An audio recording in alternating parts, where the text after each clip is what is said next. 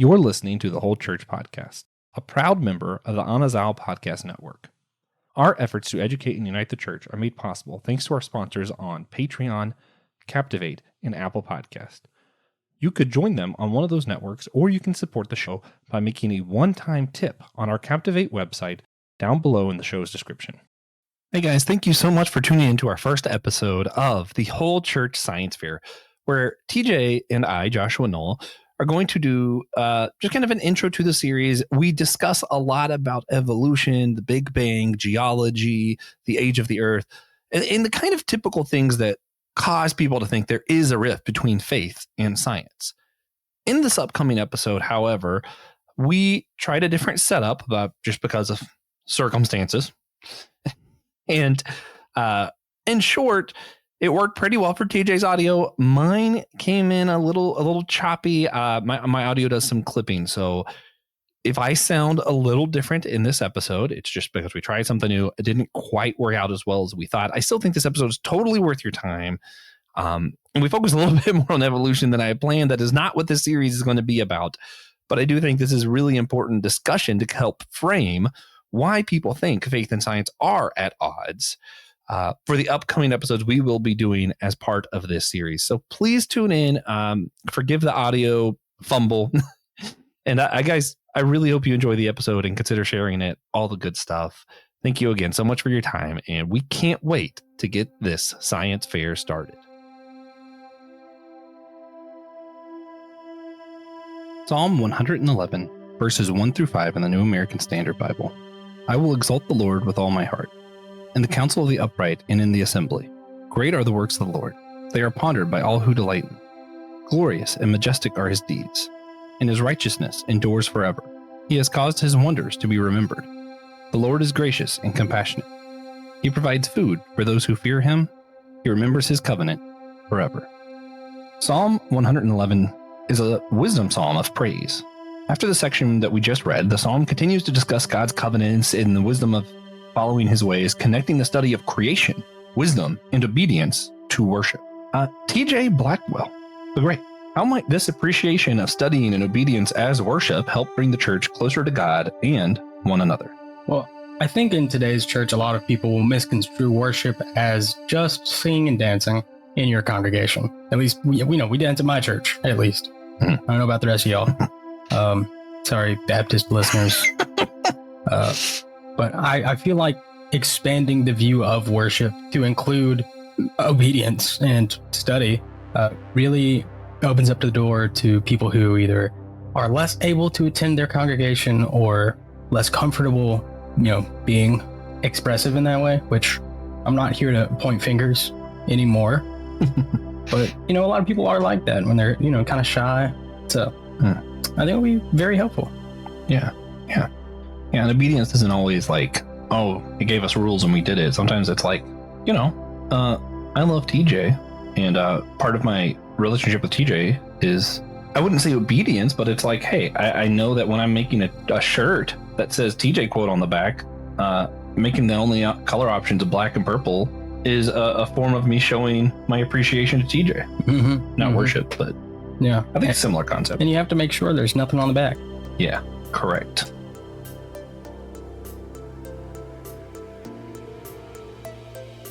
Hey guys, welcome to the Whole Church Science Fair. Earlier this year, we did the Whole Church Job Fair. We got to see how different people's work impacted how they viewed God, worship, etc. And just talking to regular lay people in their workplace. Well, now we're going to talk to some scientists about science. We're going to do a science fair to continue our fair theme. That wasn't intentional, but you guys can pretend like it is so that we feel smart. Yeah. Mm-hmm. And, it's about fair season anyway, so.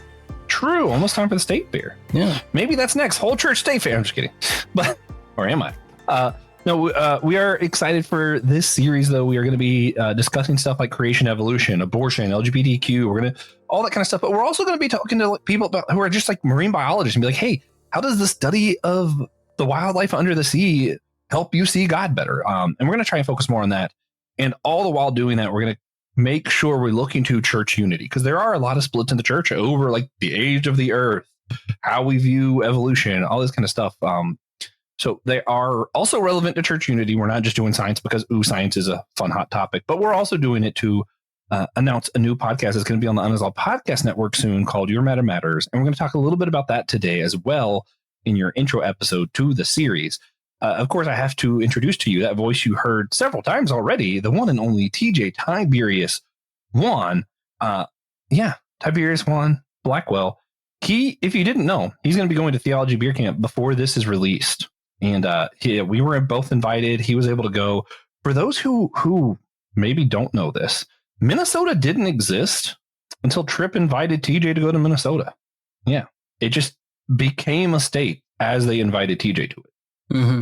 Mm-hmm. All you Vikings fans, Wild fans, it was all psychosis. But he mentioned earlier the Unresolved Podcast Network website. The link is below. Check it out. Check us out. Check out shows that are like ours and shows that aren't like ours.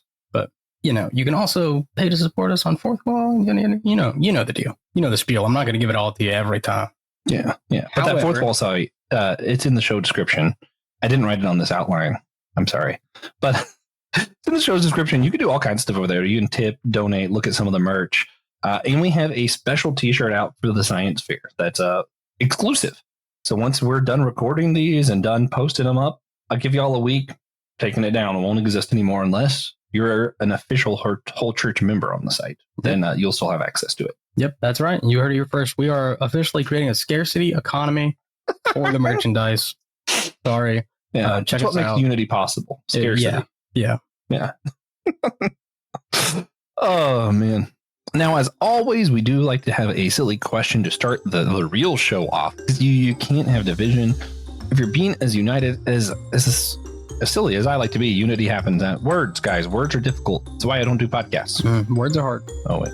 Anyway, in the Disneyverse, you have Uncle Scrooge, you have all like the duck characters. One duck is Ludwig von Drake, who was basically like Disney's Bill Nye the Science Guy, and he would just kind of explain science somewhat poorly, somewhat accurately, always hilariously. Ludwig von Drake, Bill Nye Science Duck, basically. I want to know, TJ, both of us will answer, but I want you to go first. How would you like to see Disney use his character today? Like if they were to bring him like on a Disney Plus shorts series, what do you want to see Ludwig von Drake do? I think you pretty much nailed it. Honestly, if they just bought the rights to Bill Nye, as a series, as a franchise, and replaced all of Bill Nye with Ludwig von Drake, I think that would make money, make it more palatable to kids these days and their famously smaller attention spans. Because look, the duck is colorful. I feel bad. I forgot that kids were part of this equation at all. Because my brain's like, I really want them to just do stupid controversial stuff for no reason. Like it's just Ludwig von Drake explaining what vaccines are. Yeah. Let me just tell you, this is what a vaccine is. Stop. Yeah. And that's what I wanted. It's not to say that he's, they still use him every once in a while. Or I think what would be really fun, actually, they could do a series of Ludwig von Drake explaining the science of Star Wars and just doing it in such a way where he's like, wait a minute, none of that makes sense. Just every time. I think it'd be great because, Disney has Star Wars. I might as well make fun of it. Yeah, we should That's what I would do. Make fun of it until the science is real. Yeah. Yeah. Good stuff. But yeah, that's all my thoughts. Yep. Yeah. I think we're geniuses. I'm ducked out. Let's duck and go. Let's duck and go. So we are going to discuss our personal histories with faith and science. So Josh, you're going to go first because I don't want to. Tell me about your journey with faith and science. What's interesting is I never saw it as a tension between faith and science. I saw it as like the people that aren't in the church are all bad guys. So they have like bad guy science where they're trying to say evolution's correct and the Grand Canyon wasn't caused by the flood. And, I don't know what else, but like it was stuff like that to me. But like I was still taught that we like science. We just like real science that shows that the Grand Canyon was created by the flood, which it wasn't. Mm-hmm. Real science that shows that evolution's bad. Literally, I had like one of my this is like for context. In high school, I was homeschooled. One of the like a whole year of my science for like biology was basically just all the ways you can use science to show that evolution isn't true. Then I went to a public college. My first science class was biodiversity. Yeah, I was not prepared, to say the least. Yeah, I was very publicly schooled. I was not. That was the only, honestly, everything else I feel like I did great. I probably did better than a lot of other people because I learned how to like study for myself. But specifically in that area, I really had to like relearn a lot of stuff because like even at the time, even though I didn't agree with it, I had to at least know it well enough to pass the class if I was going to do anything in science, which I didn't because the only thing I learned about evolution was that it was bad and science, real science doesn't like it. But, I was always taught to appreciate science. It was just how we viewed science was a little bit different than how the rest of the world did, I guess. Mm-hmm. I guess that's how I would explain it. How about you? Yeah, none of that, pretty much. I was, and we grew up in the same church. For context, that's why that's funny. Yeah. So we were part of the same denomination for 20 something years. Mm-hmm. Just because I'm 20 something years old. I was never like forced to choose between faith and science. I was a very scientific young kid. The first chapter book I read was about dinosaurs, and not in like a cool fantasy, like dinosaur story kind of way. It was about dinosaur facts and how they lived 65 million years ago to, 600 million years ago and all those things that don't exactly comply with a creationist point of view, or at least most of the creationist points of view. So for me, I was never introduced to faith and science as oppositional. Science was always explaining God's ways to me. They've always been intertwined, as far as I've been concerned. Yeah. I always said the line, all truth is God's truth. But then we would say that to be like, that's how we know this science isn't real because the Bible says otherwise. What's funny is even when I started coming out of that, going to other churches, they would say all truth is God's truth and use that same line. But it was like to be like, this is how we know that evolution is just as true as everything else because God wouldn't lie to us. And that's how we know the Bible isn't talking about this. And it's like, it's still the same line. All truth is God's truth. It's just, different churches use it differently. And it's actually kind of funny. Growing up, I'm like, yep, evolution. That's what I ascribe to. I believe it has happened. And I believe the creation story does fit with that because I think it's metaphorical. I never talked about that out loud because everything just seemed really obvious to me as a kid. So like, I didn't have a lot of theological questions. I learned things and I was like, okay, that's how that works. Cool. I'm not going to go any further into that because I know it now. So when I got to college, well, that was the first time I ever went to a Christian anything. So we had exact opposite. Yeah, we had completely different experiences. I went to North Greenville Christian College Bio Lab, and we are first day of Bio Lab talking about how humans and dinosaurs coexisted and evolution is not real. So that was, shocking. If you watched the Flintstones, you should have known that. Yeah, I did. I was a bigger Jetsons fan, unfortunately. Oh, yeah, makes sense. Yeah, so I missed out on that. It was either the Beverly Hillbillies or the Jetsons and Petticoat Junction if I was at my cousin's house. Yeah, naturally. That's really funny how we had just the opposite with that. What is cool though, I remember as a kid, I did have like a I love dinosaur phase too. I loved. What's funny is I wouldn't watch the Jurassic Park movies, but as a kid we went to Islands of Adventure that has like the Jurassic Park land. So like I love dinosaurs. I would read books about dinosaurs, and my parents are like, yeah, hey, everything except for the parts about how old things are is correct. I was like, sweet. So I just learned it all. I was like, yeah, they just got that part wrong. It wasn't a big deal to me. It wasn't like we hated science or ignored it. They were just like, not all of it's right. But yeah, I have changed my views. What's funny is I didn't change my views until like the entire time I was in a public college. I still was like, yep, no, evolution's probably not true. I think I still kind of knew that Earth was older than 6,000 years, and I had a hard time with that one. But it wasn't until I went to a Christian college, actually. I went to Charleston Southern, and I was reading hermeneutics. I had a little bit of a rough spell in my personal life. I came across some other books about hermeneutics, like from Pete Enns and them, and I was like, wait a minute, maybe we're not doing this right. And then I kind of slowly changed my beliefs. It wasn't like an overnight, I realized I was wrong. It was more of a, maybe this doesn't matter. For a long time, my line was, this doesn't matter, actually.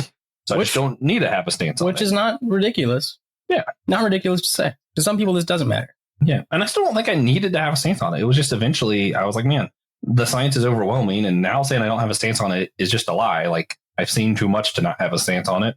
I wasn't even trying to think about this particular issue. It just kind of thrown in my face so much that eventually I was like, oh, okay, well, seems like evolution has to be a thing. Yeah. I do feel like if during Sunday school, one of our teachers had been like, hey, here's the genealogy, the Earth is 6,000 years old, then I might have had a problem growing up. Yeah, that makes sense. But no one ever did that. So it never never occurred to me to read the Bible and be like, some of these years don't add up. I'm pretty sure the Earth's older than that. Yeah. Man, that's funny though. So has anything that you were taught in your faith that like ever challenged some of your views on science, or like vice versa? Have you ever had that where like, no, you knew one thing and then all of a sudden you were introduced to like when you went to school and they were like, evolution is not real? Did any of that ever like challenge you, or were you just kind of? No, I accepted that evolution was only a theory when I was like 11, and that it may not be completely true because technically it is still a theory. But I've never. To me, the newest information is the most correct information. It's been that way forever. Yeah. The thing is, like, science is always trying to prove itself wrong, so it will change. And I remember when I was in those like Young Earth Creationist circles, and we were always trying to be like, "Oh, evolution is not true." We'd find places where like, "See, they said they were wrong about that. They don't really know what they're talking about." It's like, no, that's like the whole point of science is they're always trying to prove themselves wrong and learn more and grow, which is really what we should all be doing. But anyway, I digress. Yeah, I don't know, man. It's so weird to me because it did challenge me. I just didn't press it, I think for me, one of the big turning points, even though it was still like a slow, gradual thing, was kind of like when they explained the thing about, it being a theory of evolution. And it's like, wow, that's different than a hypothesis. Theory is a law. I mean, that's how it works.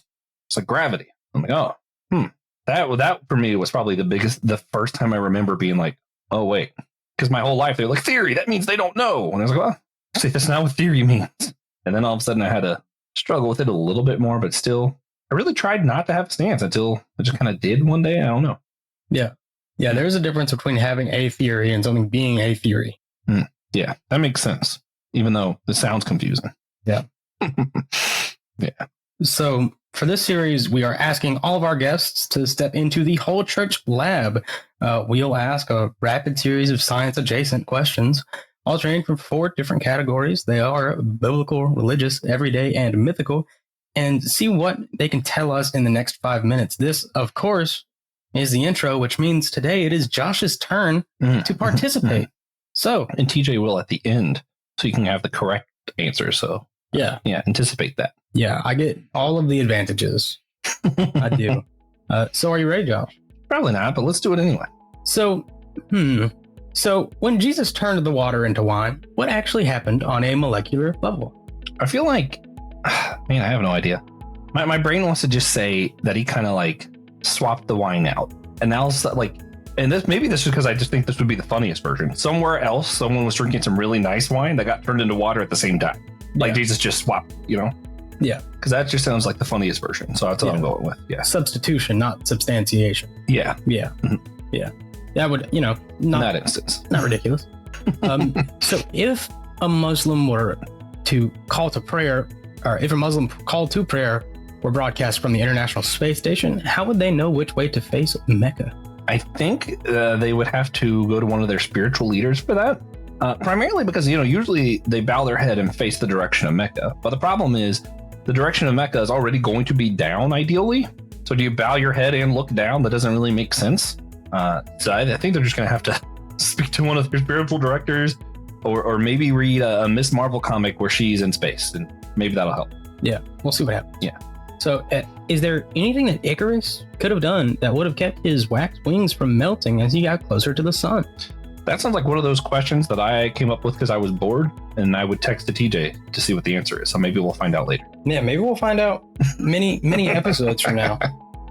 But you probably will, because I was pretty tempted to answer it when I read it. So why do some foods taste better reheated while others taste worse? Some foods are superior. I just hate to tell everyone, Thanksgiving food is simply superior to tacos. Mm-hmm. That's why. Mm-hmm. Yeah. Mm-hmm. Yeah.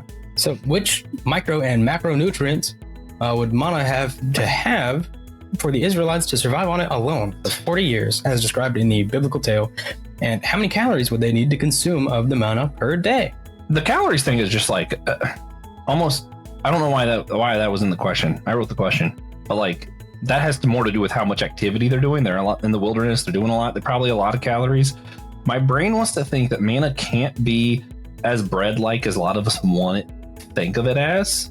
because I think it has to have protein. Like most of your macronutrients are going to need to be there. I know pork actually has most of the vitamins you need in it. So maybe it's more like pork than we think, because, pigs just eat everything and it gets stored in their fat. It also has a lot of bad stuff. So maybe it's like pork with all the vitamins and stuff stored, but none of the bad stuff that gets stored into the fat. Right. But also would still have to have some carbohydrates. I don't know, man. Right. It's got to be some kind of weird food. Do you think pigs of the time would have the same nutritional makeup? Oh, almost definitely not, especially in that area.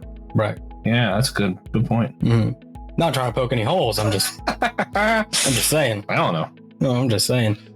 So what's the best scientific metaphor for the Christian concept of the Trinity or the Hindu idea of Brahman?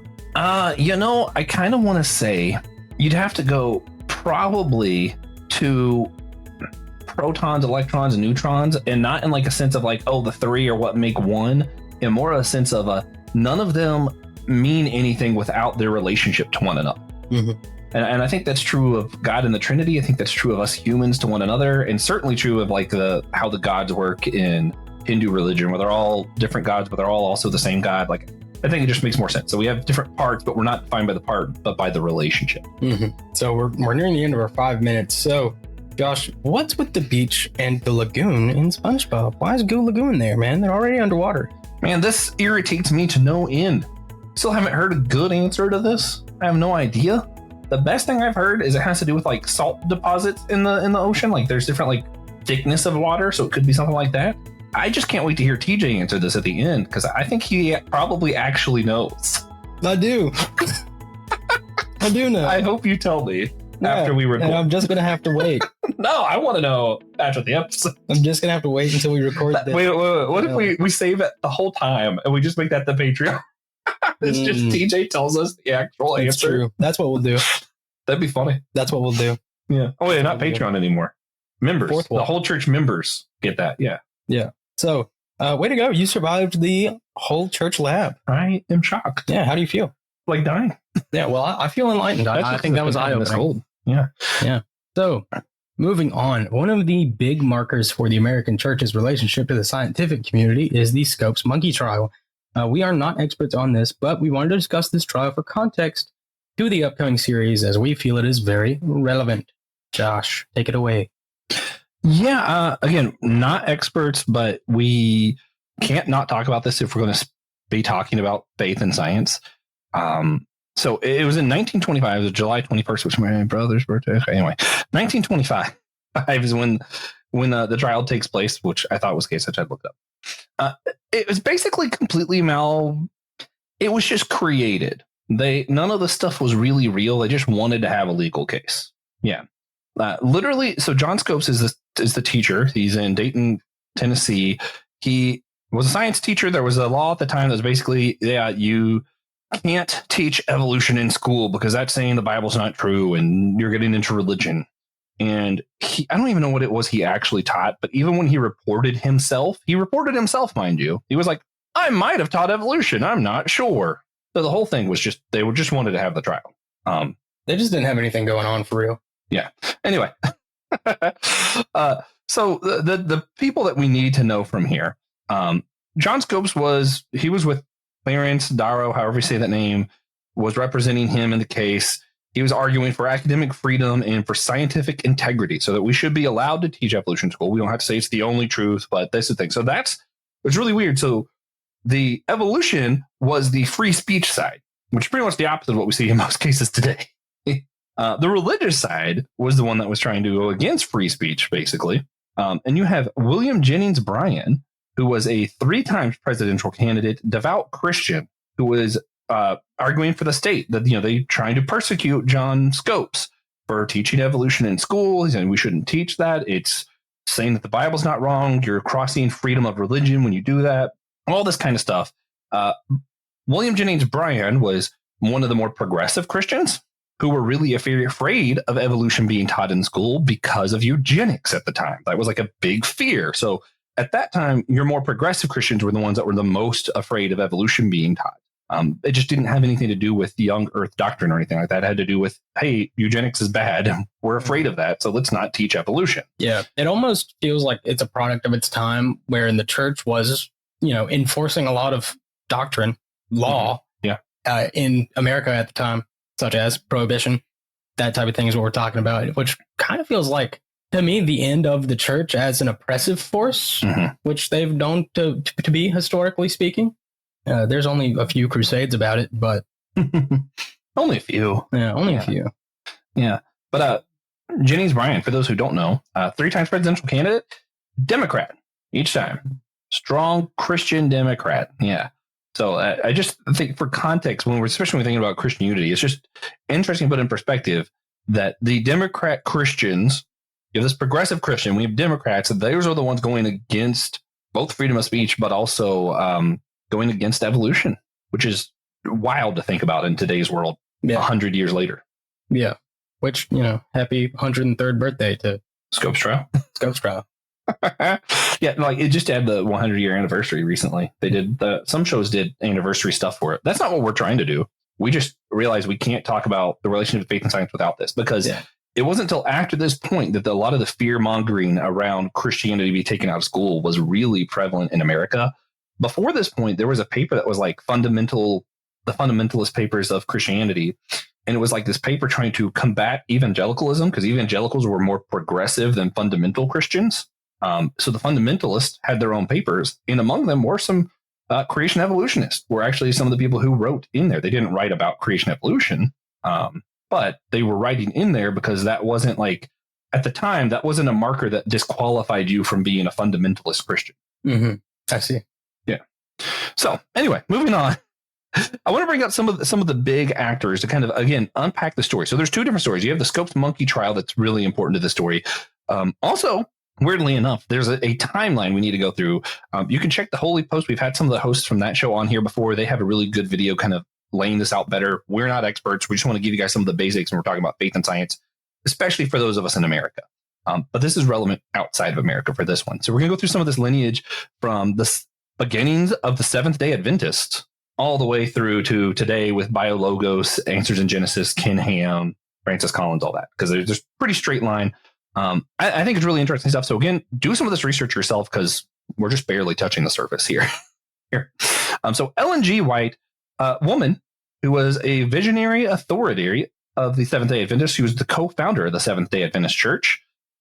She would have these visions of the beginning of creation, of the flood. And she was like, hey, I had a vision. I saw it. I know for a fact that the earth is 6,000 years old because I saw it. And when I had my vision, there was a little timestamp that said when it happened. I don't know why her having the vision let her know exactly how old the earth is. That part I'm a little fuzzy on. Yeah, well, she forgot to mention that she was also 6,015 years old. Oh, yeah. Oh, man. Anyway, I'm not trying to make fun of it, because we have some Seventh-day Adventists that I'm friends with. I'm not trying to say this isn't Christian, but some of this stuff to me seems a little far-fetched. I'll say that. It's people who don't agree with Young Earth Creationism. It's hard to be as subjective as I would like to be, kind of going through some of this history, but I'm going to do my best. In her visions, part of why that's important, why they're called the Seventh-day Adventist, is because she saw that there was a literal 6-day creation, and then God rested on the 7th day. That was literal. She saw it happen in a vision, and that's why they take the Sabbath day, the 7th day, super serious. And that's the name Seventh-day Adventist, right? As such, the founding of their church kind of rested on this literal 6-day creation, which to them means you have to read the whole Bible literally, including the genealogies, which is what ages the earth, et cetera, et cetera. You kind of see where that's going. Mm-hmm. Then comes George McGreedy Price. Fun name.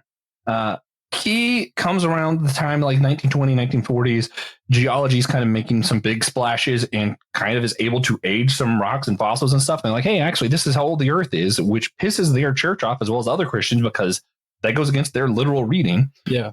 Which, quick side note for the record, your early Christian debates, the literal reading arguments were the opposite. So this is kind of fun. If you see like Augustine, the reason he didn't think it could be literal is because there's no way the earth is 6,000 years old. That's way too old. He was arguing for a younger earth than 6,000, and that's why he didn't read it literally. Yeah. To me, geology's always been about making a big splash. Well, what's oceanography about? A bigger splash. Bigger splash. Oh, man. So, anyway. Combine the two, you get a huge splash. George McGreedy Price, he's part of the Seventh-day Adventist. He's confirming he is part of that group that's kind of reacting to geology saying the Earth is older than their theology allows it to be. Their theology, specifically the Seventh-day Adventist theology, cannot be correct as well as an old Earth. So he develops what's called flood geology, where he shows that geology isn't showing how old the Earth is, but instead it proves that there's a flood. And you might have seen some videos from this from like Ken Ham, Answers in Genesis, that kind of stuff.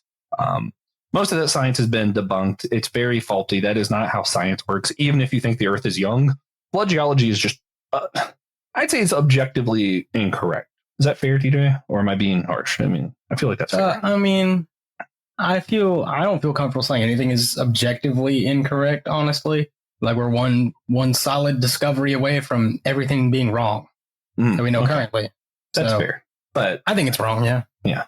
Okay. Anyway, there isn't any science to date that seems to support it that is actually using the scientific method. Yeah, that's exactly okay.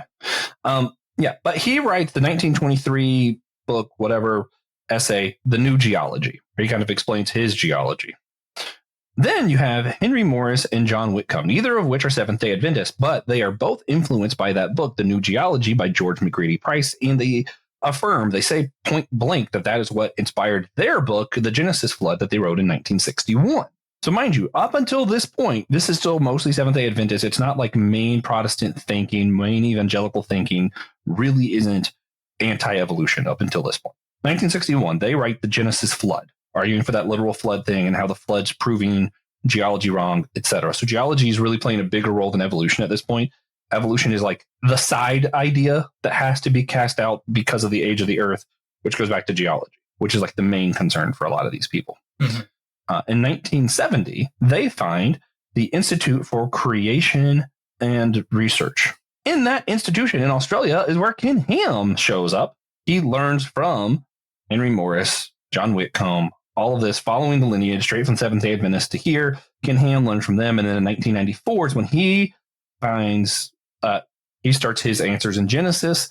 And this is when it really becomes a big deal. It really is a line drawn in the sand. 1994, after Answers in Genesis, you're either a Christian who believes the Bible, which means you take a 6-day literal creation, all this stuff that started with the Seventh-day Adventist, or you don't actually believe the Bible if you believe evolution. And a lot of that started with Ken Ham, Answers in Genesis, 1994. Mm-hmm. Pretty darn recent. I was alive. Pretty recent. I wasn't. Yeah.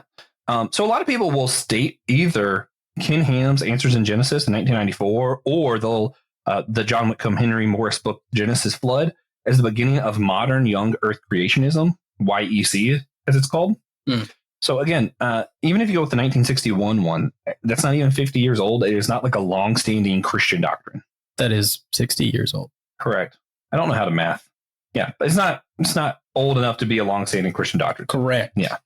But if you do want to hear more about like the creation ideas, geology, flood, that whole thing, we've done an episode on it in the past. It's been quite a while. I do not remember what it's called. If you're lucky, Josh might find the link and put it in the description. If we're lucky, yeah. Really lucky. I'm pretty sure it was Dividing Scriptures. That sounds right. But then 2007, we have a new movement within Christianity, even amongst evangelicals, becoming popular to trying to take science a little bit more serious. We have Francis Collins stepping up and finding what's called biologos. We've shared stuff from them and supported a lot of the stuff that Biologos wrote before. But we've also had someone who works for Answers in Genesis on the show before. So we're not trying to do only showing one side instead of the other. We try to show both. But to be honest with you guys, we do kind of fall more in line with Francis Collins and some of the harder science that seems to be more popularly accepted. Yeah, us personally. Yeah.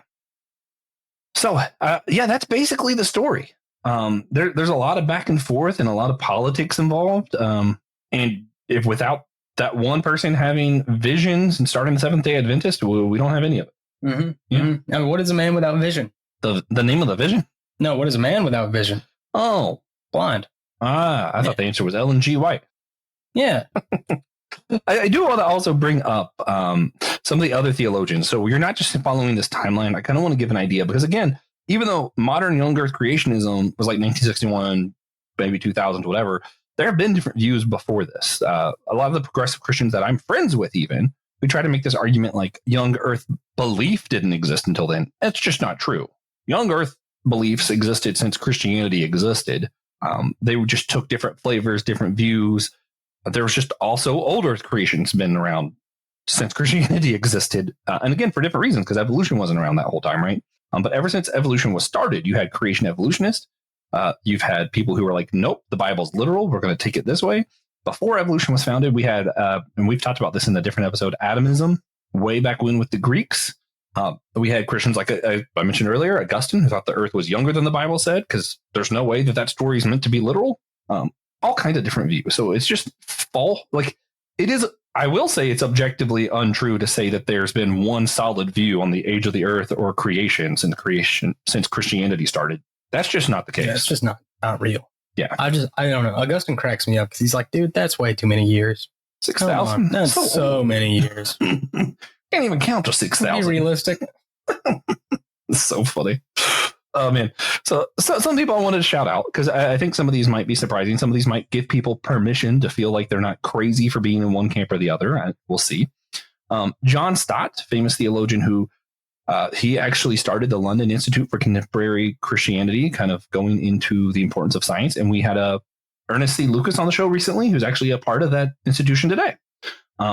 He was an Anglican. He was an old earth guy. He believed theistic evolution, but he wasn't like firm on it. He was like soft on that. Like, I'm pretty sure that's probably right. Yeah. Yeah. That's relatable.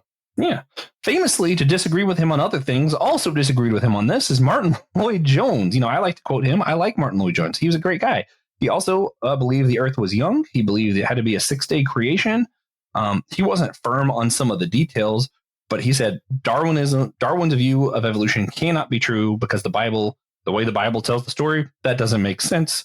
He says the earth has to be young because of the Bible, that kind of stuff. But he was open to being wrong about some things, but he was not open to being wrong about the Bible being literal on some of these stories still. Billy Graham, he was a little bit closer to evolution than the other. He leaned towards science, but he never took a firm stance. He did say, though, he did not believe that the Bible was telling a literal story of a 6-day creation. He just never took a firm stance one way or the other, though. Tim Keller, big fan of him, miss him. We've talked about him a lot on the show. He affirmed the Big Bang. He affirmed evolution, but he also stood firm on a literal Adam and Eve and the story of Genesis being a literal history starting at like chapter 2 or 3 on. John Piper says old Earth is possible. He completely denies, though, the Darwin model of evolution. He says, maybe something else could be true, but that specific model isn't coherent with the Bible, but maybe there's something else true about evolution. So he's a little open to being different on that, but he's mostly going to stand against Darwinist evolution. Mm-hmm. And I feel like what gets overlooked a lot here is some people really Darwin was very unlikable. A lot of people really just didn't like him. Yeah, like what kind of name is that? As a person. Charles? You can call him Chuck? Come on. So I do think that actually does color quite a few people's opinions on his ideas of, Darwinistic evolution, but not so much, Yeah. Do you think that's why the God in Supernatural is named Chuck? You think it has to do with Charles Darwin?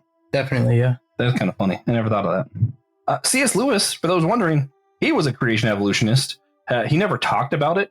Like, he never wrote about that topic, but he would use evolution as an example because he just assumed it was correct. He was in the TJ camp of I just assumed that was true. Yeah. Yeah.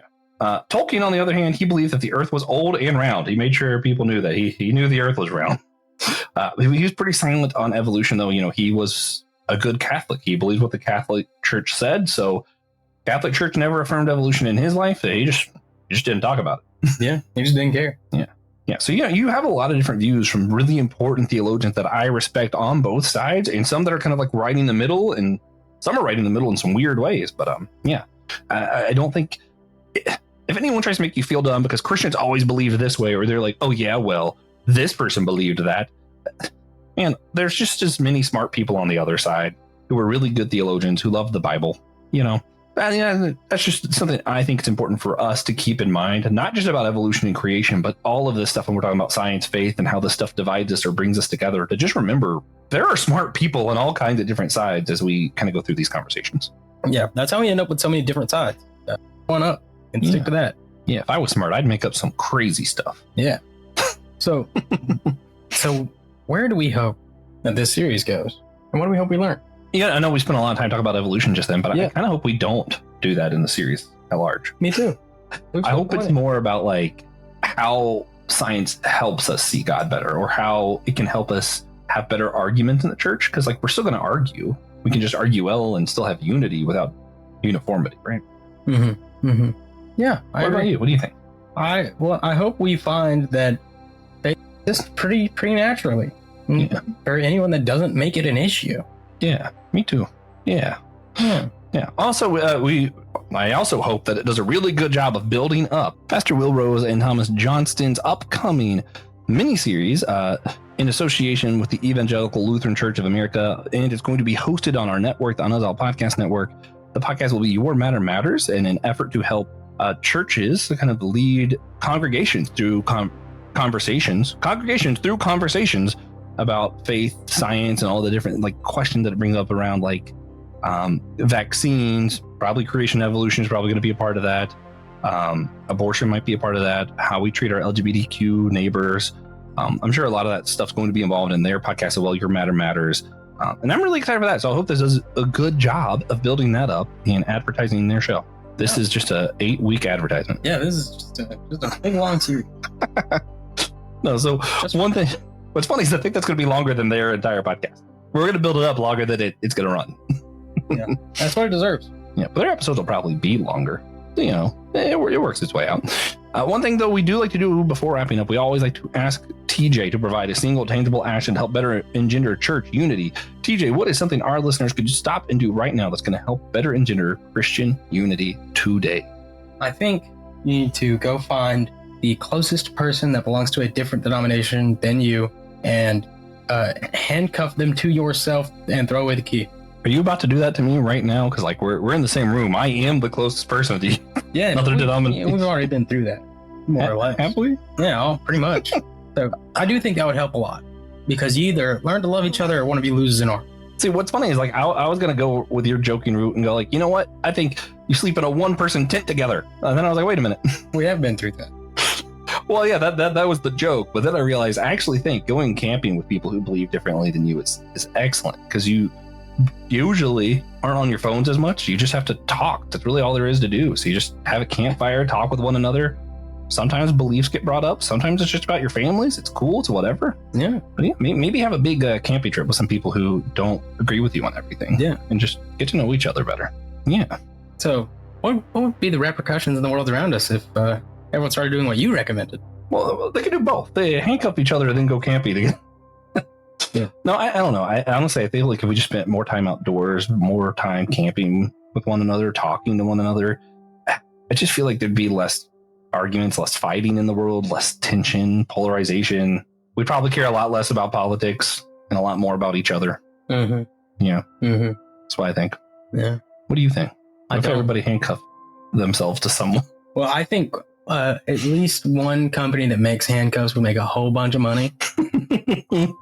But I think it would instill that kind of begrudging respect that is necessary when you're trying to get along with people that don't agree with you on some pretty important stuff. So, yeah, you know, act wisely when you're choosing the person to handcuff yourself to. But yeah, one action. Yeah, you want. What's funny is like it's tangible. You know, what's funny? It's like that. I think that actually would work. It sounds ridiculous, but it probably would work. I would work. It's a little extreme, but hey, it would work. What steps are you willing to go to? What links to follow Jesus's command that we be united as Him and the Father are one? Yeah, this is a call to action. Come on, guys. Find a third person. Give him the key. No. Put him in a separate pair of handcuffs. Oh, it just keeps getting worse. So, before we wrap all the way up, we like to do what's called our God Moment segment, and it's just where we reflect on where we've seen God in our lives recently, whether that is in a blessing, a challenge, a moment of worship, whatever it may be. And I always make Joshua go first to give the rest of us, who is me, time to think. So, Josh, do you have a God moment for us today? Yeah, we're about to go see our friend Russell. If I can make my God moment short enough. That's true. And I'm excited for that. Because seeing Russell's a blessing. I haven't seen him in a while and haven't been with you in a person in a while. So it's just nice to have people. Yeah. Yeah. So for me, my cousin got married recently. It's been a few days. I was very ill. Unable to attend on the day of. But I got lots of pictures. It was beautiful. Sounds nice. Beautiful, non-Christian, non-traditional wedding. And like, I genuinely hate that I missed it because it looked so cool. And I love seeing non-traditional things. We have a friend who was married on a pirate ship. Yeah. That was cool. Ahoy. That was cool. But the funniest part of the wedding is that, you get married, you do the unity things that join you together.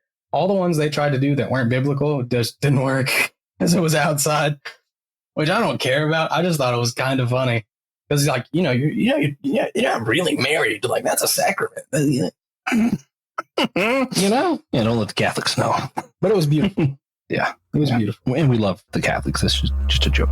We do. Yeah. So congratulations to her and her husband. Yeah, they've been together for like 12 years or something. Sick. And now they're married. Nice. Yeah. So if you like listening to this episode, please consider sharing it with your friends, your enemies, your cousin. Especially your cousin. Just that one. Yep. Not the rest. Only the one cousin. One at a time, please. Yeah. And once again, we are shifting to Fourth Wall for your membership. So support us there. It's a way better storefront. It's nice, easy, convenient, looks good, feels good, wears good. Check it out. Try the merch. Yeah. Give us a little something. While you're there, there's also a link you can see the rest of the Amidst Podcast Network with, which you should do so you can see, other thoughtful Christian podcasts like Let Nothing Move You with Christian Ashley, or My Seminary Life with Brandon Knight, or Systematic Geology with pretty much everyone. Pretty much everybody. Yep. Yeah. You met someone in your life. They've probably been on. I'm just kidding, but there's a lot. There's a lot. But we hope you enjoyed it. Coming up in this series, we'll be speaking with Dr. John Pohl. He's a gastrologist and process theologian. We're going to be speaking with Rachel Jordan, a marine biologist and professional diver. Dr. Shailene Kendrick, an expert in neurorelational and spiritual integration. And a few others that we'll mention by name as we get closer. And then at the end of the series, we're going to have on Pastor Will Rose and Thomas Johnston of Your Matter Matters fame to discuss their upcoming educational miniseries in partnership with Amidst Podcast and the ELCA. So, finally, at the end of season 1, Francis Chan will be on the show. Probably. If someone tells him. Probably so. Yeah. Yeah. So, tune in for that, definitely. Yeah.